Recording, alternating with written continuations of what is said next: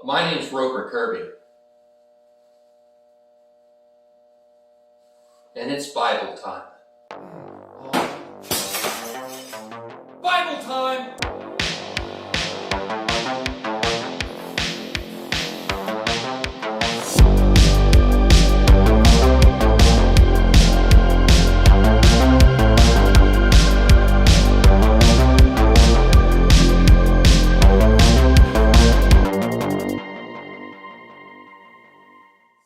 Today's study and commentary is going to be over Romans 13:1 and 1 Peter 13. But first, Kurtek, they plant seeds. Oops. What does it mean to be chosen? That's about The Chosen. It's a good show, you should watch it. Google search The Shift Angel Studios and throw money at it. Trinity Fellowship.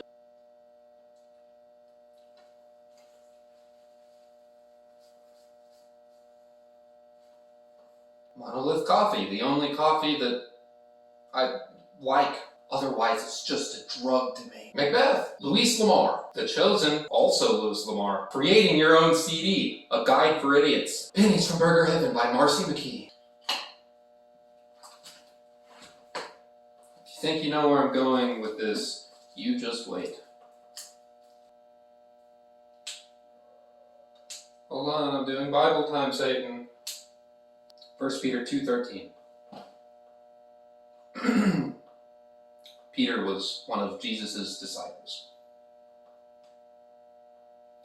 Submit yourself, for the Lord's sake, to every authority instituted among men, whether it be a king as the supreme authority, or to governors, or him who is sent by him to punish those for wrong, to do commend for those to do what is right. For it is God's will that by doing good, you should silence the ignorant talk among foolish men. Live as free men, but do not use your freedom as a cover-up for evil. Live as servants for God. Show proper respect to everyone. Love the brotherhood of believers. Fear God. And honor the king.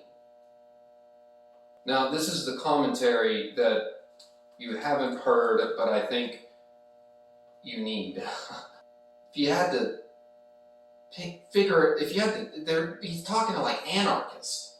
So this is Peter talking after Jesus is dead to a bunch of people willing to get themselves crucified by the Roman authorities in this day and time. And so his audience is people who are liable to not really jive with like common, just these are rough people, most likely during this time. These are people who are willing to go against the government of their time. So remember that and hold that in contention.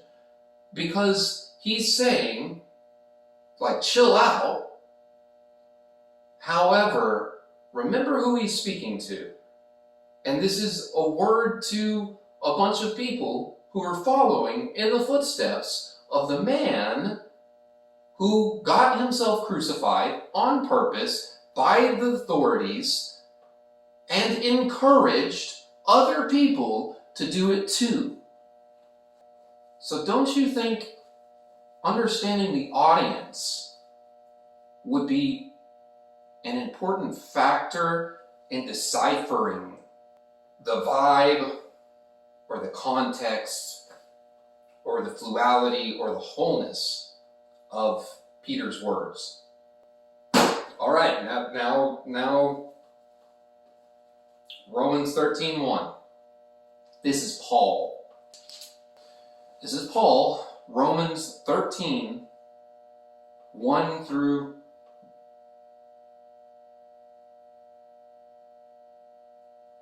7.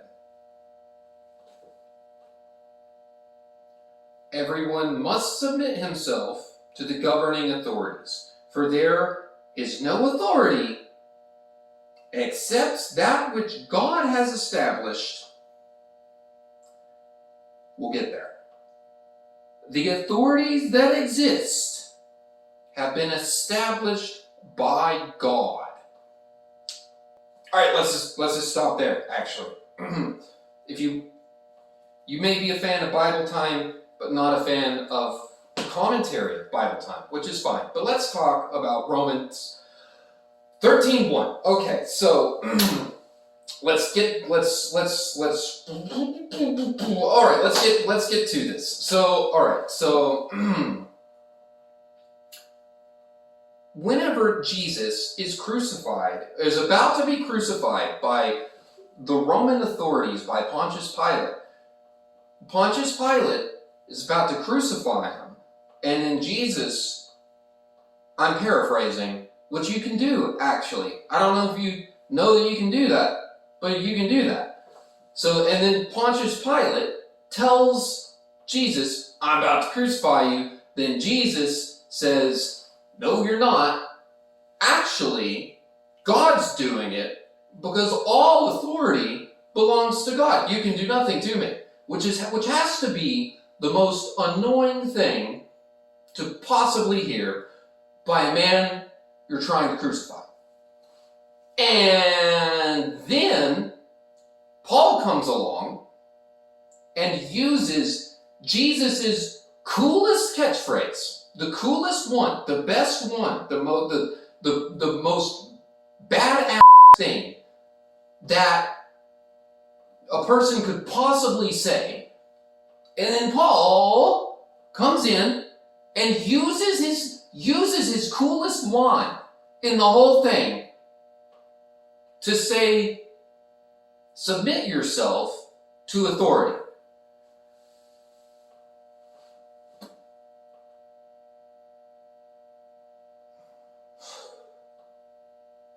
Which puts me in a tricky predicament.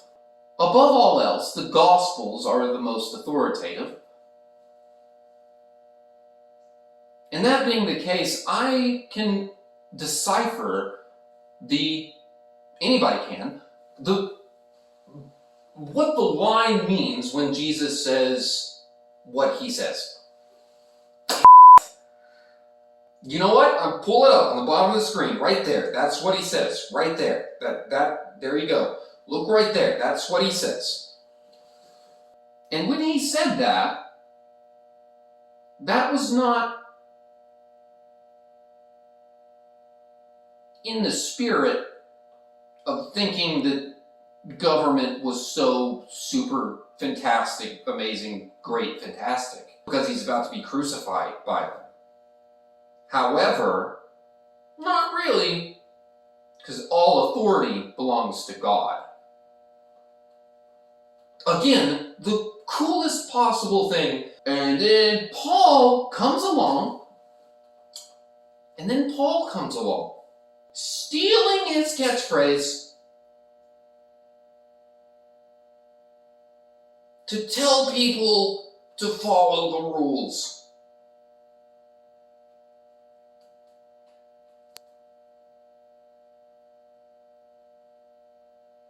Now, I'm not saying that Paul is necessarily incorrect. However, listen to me very carefully when I say that I'm not too sure Jesus would invite Paul to his birthday party. Is it possible that Paul might have butchered the coolest line in history ever? If that be the case, and using the proper application of hermeneutics and properly evaluating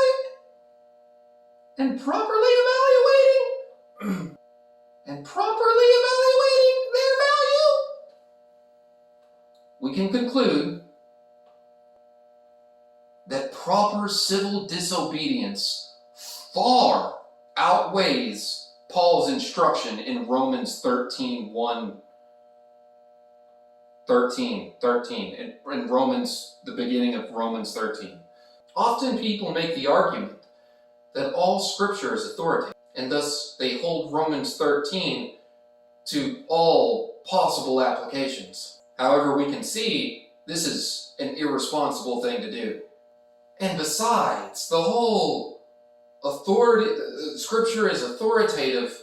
All right. Oh, okay then. All right. So you know how many words are in this? All right. So just all Scripture's authoritative. All right. How about this then? Meaningless. Meaningless. Meaningless. It's all meaningless. It's all meaningless. Everything. It's all meaningless. It's all meaningless. Now, how would you feel how's that for authoritative? Huh? How's that for your application of, you like that? Yeah, make that authoritative. Take some authority, use that. How about them apples? If Scripture is just ultimately all authoritative, line by line, then let's use the lines in Ecclesiastes by all means. Meaningless. This is a good book, but there are some silly people that read it. This is a darn tootin' good book, but there are some silly people that read it.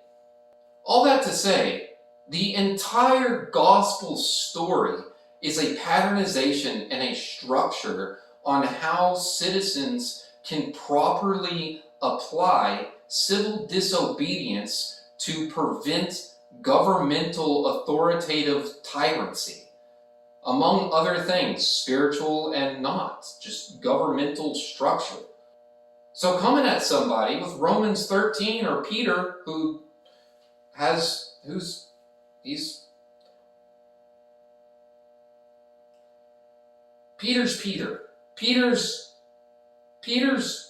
Peter deserves his name. Because that's okay.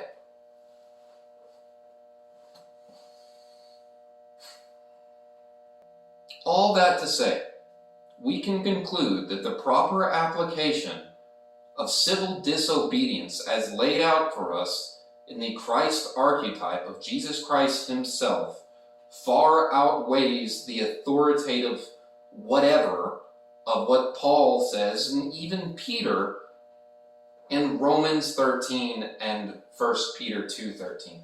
The entire gospel structure in its weight of authoritative purpose far outweighs these two people speaking to anarchists. Anyways, hope that helps. Hope that does something for you.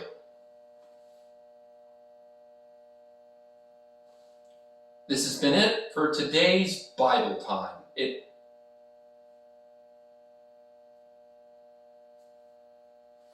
If someone asks you, what time is it?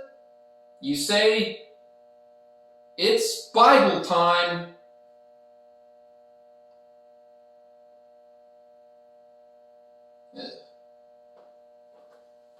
Good night.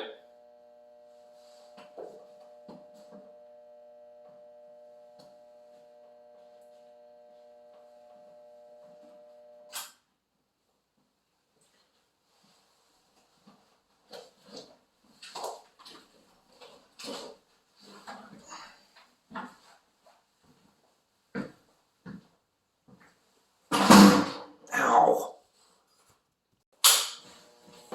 Hello there, this is Robert Kirby at Bible Time. I have some exciting news to share. The writer and director and producer of The Shift, and also writer of The Other Side of Fear, has just released pictures to his film, concept pictures. Let's take a look.